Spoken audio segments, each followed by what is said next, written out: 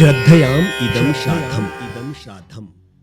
शास्त्र का वचन है श्रद्धयाम इदम श्राद्धम, अर्थात पितरों के निमित्त श्रद्धा से किया गया कर्म ही श्राद्ध है। 16 दिनों तक पितृगणों के निमित्त श्राद्ध और तर्पण किया जाता है। शास्त्रानुसार पितरो वाक्य मिच्छन्ति भाव मिच्छन्ति देवता, अर्थात देवता भाव से प्रसन्न होते हैं और पितृगण शुद्ध व उचित विधि से किए गए कर्म के द्वारा। यहां पितृ का अर्थ पिता नहीं वरन पूर्वज होता है। ये वो पूर्वज होते हैं जो मुक्ति प्राप्त न होने के कारण पितृलोक में रहते हैं और अपने प्रियजनों से उन्हें विशेष स्नेह रहता है। श्राद्ध या अन्य धार्मिक कर्मकांड ना किए जाने के कारण या फिर अन्य किसी कारणवश रुष्ट हो जाए तो फिर उसे पितृदोष लग जाता है। विश्व के लगभग सभी धर्मों ने यह माना है कि मृत्यु के पश्चात व्यक्ति की देह का तो नाश हो जाता है, लेकिन उनकी आत्मा कभी भी नहीं मरती। पवित्र गीता के अनुसार जिस प्रकार स्नान के पश्चात हम नवीन वस्त्र धारण करते हैं, उसी प्रकार ये आत्मा भी मृत्यु के बाद एक देह को छोड़कर नवीन देह धारण करती है। हमारे पितरों को भी सामान्य मनुष्यों की तरह ही सुख दुख, मोह ममता, भूख प्यास आदि का अनुभव होता है। यदि पितृयोनि में गए व्यक्ति के लिए उसके परिवार के लोग श्राद्ध कर्म और श्रद्धा भाव नहीं रखते हैं तो वो पितर अपने प्रियजनों से नाराज हो जाते हैं। सामान्यतः इन पितरों के पास अलौकिक शक्तियां होती हैं और ये अपने परिजनों और वंशजों की सफलता सुख समृद्धि के लिए चिंतित रहते हैं। जब इनके प्रति श्रद्धा या धार्मिक कर्म नहीं किए जाते तो ये निर्बलता का अनुभव करते हैं और चाहकर भी अपने परिवार की सहायता नहीं कर पाते हैं। तथा यदि ये नाराज हो जाए तो इनके परिजनों को तमाम कठिनाइयों का सामना भी करना पड़ता है। पितृदोष होने पर व्यक्ति को अपने जीवन में तमाम तरह की परेशानियां उठानी पड़ती है। जैसे घर में सदस्यों का बीमार रहना, मानसिक परेशानी, संतान का ना होना, पारिवारिक सदस्यों में वैचारिक मतभेद, जीविकोपार्जन में अस्थिरता या पर्याप्त आमदनी होने पर भी धन का ना रुकना, प्रत्येक कार्य में अचानक रुकावटें आना, जातक पर कर्ज का भार होना, सफलता के करीब पहुंचकर भी असफल हो जाना, प्रयास करने पर भी मन वांछित फल का ना मिलना, आकस्मिक दुर्घटना की आशंका और वृद्धावस्था में बहुत दुख प्राप्त होना, सभी कुछ शामिल है। आजकल बहुत से लोगों की कुंडली में काल सर्प योग दोष भी देखा जाता है। वस्तुतः काल सर्प योग भी पितृदोष के कारण ही होता है, जिसकी वजह से मनुष्य के जीवन में तमाम मुसीबतों और अस्थिरता का सामना करना पड़ता है। भारतीय शास्त्रों में ऐसी मान्यता है कि पितृगण पितृपक्ष में पृथ्वी पर आते हैं और 15 दिनों तक पृथ्वी पर रहने के बाद अपने लोक लौट जाते हैं।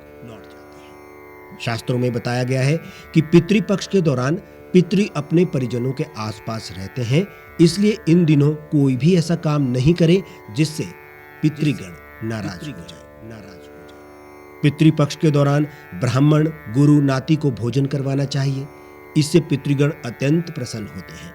ऐसा भी माना जाता है कि ब्राह्मणों को भोजन करवाते समय भोजन का पात्र दोनों हाथों से पकड़कर लाना चाहिए, अन्यथा भोजन का अंश राक्षस ग्रहण कर लेते हैं, जिससे ब्राह्मणों द्वारा अन्न ग्रहण करने के बावजूद पितृगण भोजन का अंश ग्रहण नहीं कर पाते हैं।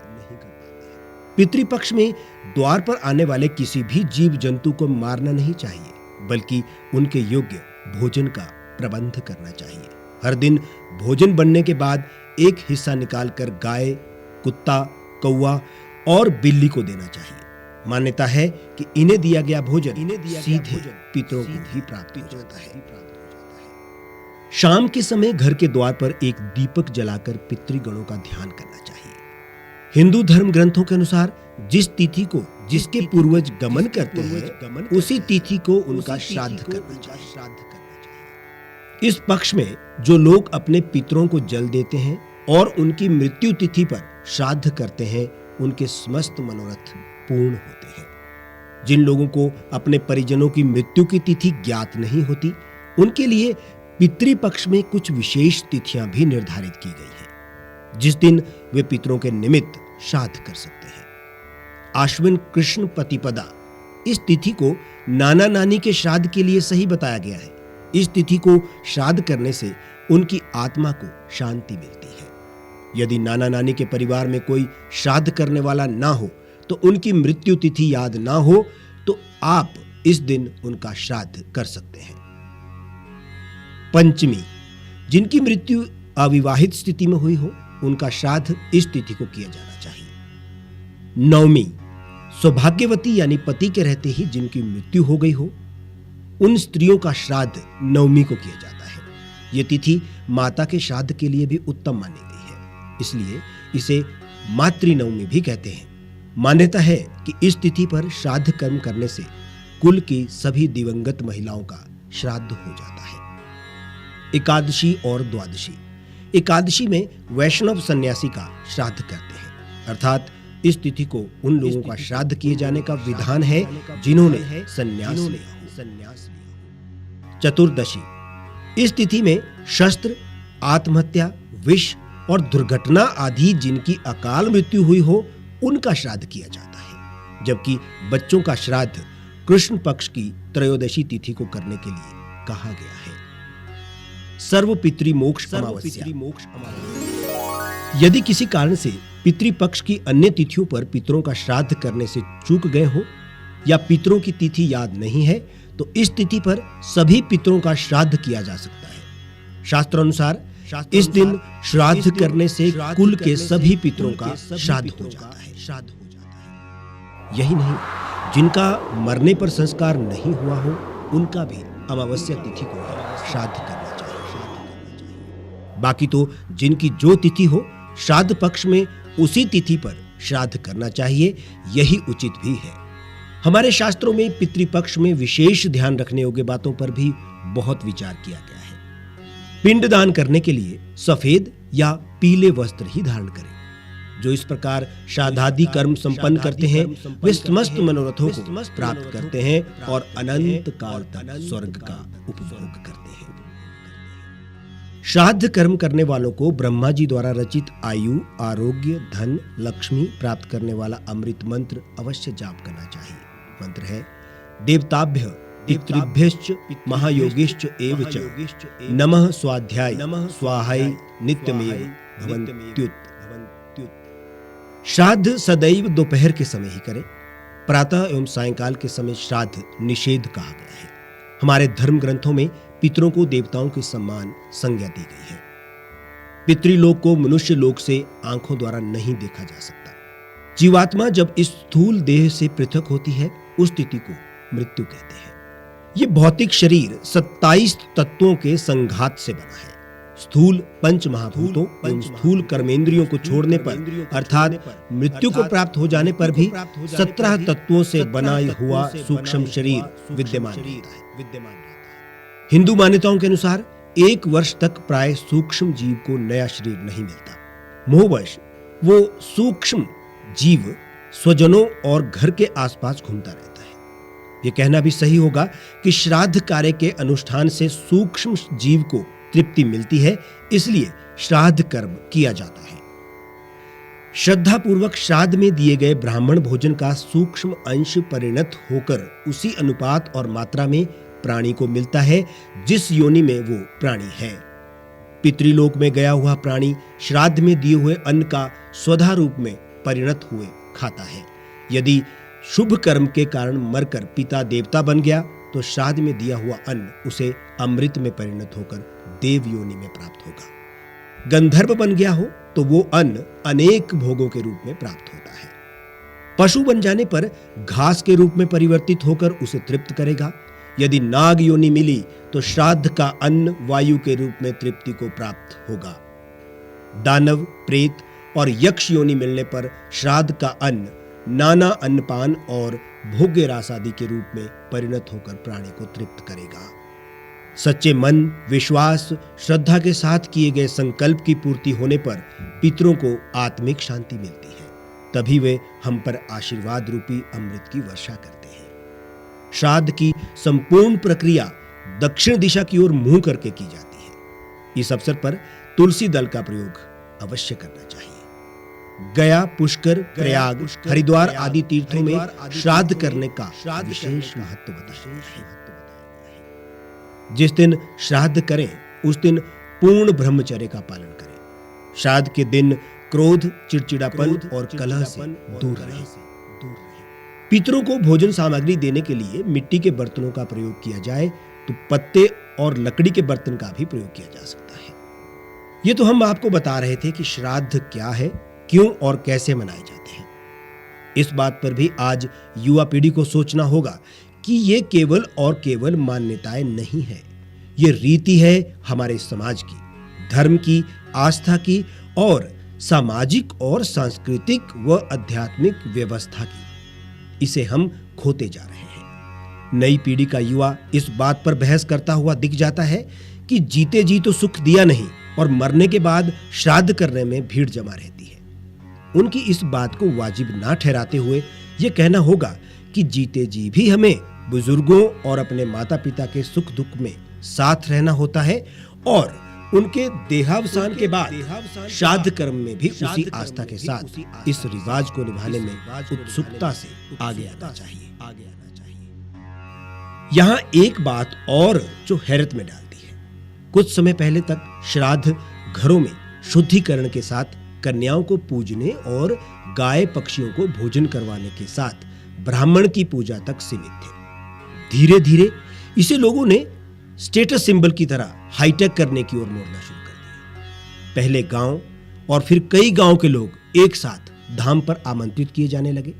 नतीजन गरीब जो पहले कम खर्च में श्रद्धा के साथ पितृ श्राद्ध कर दिया करता था, उसे अब औरों की देखा देखी में बड़े स्तर पर श्राद्ध करने की मजबूरी हो गई है, क्योंकि उसे भी पैसे वालों के हाईटेक श्राद्धों में जाना पड़ता है। इससे गरीब खुद को ठगा सा महसूस करता है। इतना ही नहीं, एक बड़ी विडंबना और दुर्भाग्य ये है कि लोग आज बड़े बड़े श्राद्धों के आयोजन में ताश, जुआ और नशा करते हैं। एक तरफ लोग श्राद्ध का प्रसाद ग्रहण कर रहे होते हैं तो वहीं लोग नशा करते हुए जुआ खेल रहे होते हैं। कई तो पूछने पर यह बोलते हैं कि उनके पितर भी यही करते थे तो उनको यह अच्छा लगेगा। इससे अधिक शर्म का और क्या विषय हो सकता है। श्राद्ध को श्रद्धा के साथ आत्मा की गहराई तक समझ और आस्था की कसौटी पर परखते हुए करने में ही संतुष्टि का भाव पैदा हो सकता है। यदि शरीर है तो आत्मा है, तो फिर पितृगणों का होना और धरा पर इन दिनों आना भी सत्यपरक है। हाँ, यहाँ यह कहना भी जरूरी है कि हमें ढकोंसलों से दूर रहते हुए मन की शुद्ध भावनाओं के साथ श्राद्ध कर्म करना चाहिए। हमें श्रद्धा भाव के साथ अपने पूर्वजों का स्वागत इस धरा पर करना चाहिए। उनके आशीर्वाद से ही हमारे जीवन और समाज का मार्गदर्शन संभव है।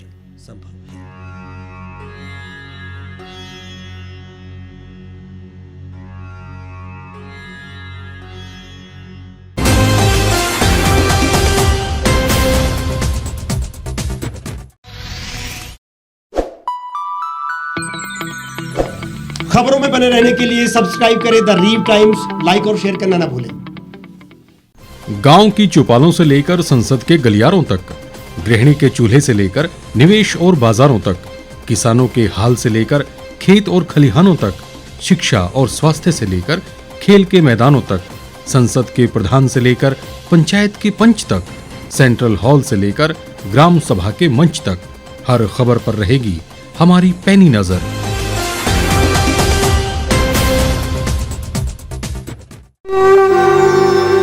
भारतवर्ष, जिसे आप दशकों से सुनते आए हैं कि सोने की चिड़िया थी, इसके पंख पहले मुगलों ने कुतरे, फिर अंग्रेजों ने, और आज राजनीतिक प्राणी कोई कोर कसर नहीं छोड़ रहे। आज भी लगभग 25 करोड़ लोग रात को भूखे सोते हैं। करीब 2 करोड़ लोगों के पास घर नहीं है। भ्रष्टाचार में हमारा 176 देशों में 80 नंबर आता है। औसतन 100 महिलाओं के साथ हर दिन ज्यादतियां होती है और ना जाने क्या क्या। देश की संसद से कुछ ही दूरी पर चादर लपेटे सैकड़ों लोग सुबह नील गगन के नीचे सोए हुए मिलते हैं। क्या आप एक ऐसे भारत की परिकल्पना नहीं करना चाहेंगे जहां कुछ ऐसा किया जाए कि 1 वर्ष के भीतर देश में कोई भिखारी या लाचार भी आश्रयहीन न रहे, लोगों को सभी सरकारी सेवाएं घर द्वार पर ही प्रदान की जाएं ताकि दफ्तर या कर्मचारी के चक्कर ना काटने पड़े, भ्रष्टाचार जड़ से समाप्त हो जाएगा। सेवा प्रदाताओं की पब्लिक रेटिंग यानी जनाकलन और तकनीक द्वारा अपराधों का शून्यकरण किया जाए। स्वास्थ्य और आधारभूत शिक्षा सभी के लिए समान गुणवत्ता के साथ निशुल्क प्राप्त हो और भी बहुत कुछ। यदि आप इस पवित्र राष्ट्र निर्माण यज्ञ का हिस्सा बनना चाहते हैं तो आज ही राष्ट्रीय लोक नीति पार्टी से जुड़ें। अब देश राजनीति से नहीं, लोक नीति से चलेगा। विजिट करें वेबसाइट rashtriyalokniti.org।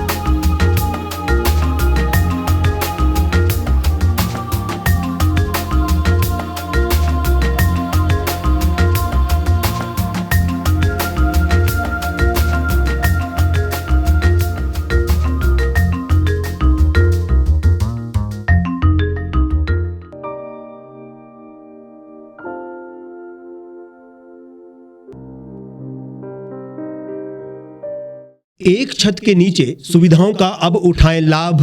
रीव ई मार्ट में अब पाएं अपनी रसोई के लिए गुणवत्ता और सस्ते दामों पर राशन सामग्री। दालें हो या हो मसाले, आपका किचन ई मार्ट संभाले। उच्च गुणवत्ता और दामों में बेहतरीन रीव ई मार्ट में पधारें और पाएं अपनी पसंद के सभी उत्पाद, या फिर करें ऑनलाइन ऑर्डर और पाएं घर द्वार पर ही सुविधा। आज ही संपर्क करें फोन नंबर 8219694079 पर, बाईपास रोड, शनान, संजौली, शिमला।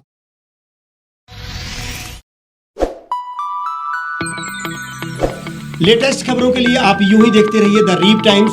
लाइक, शेयर और सब्सक्राइब करना ना भूलें।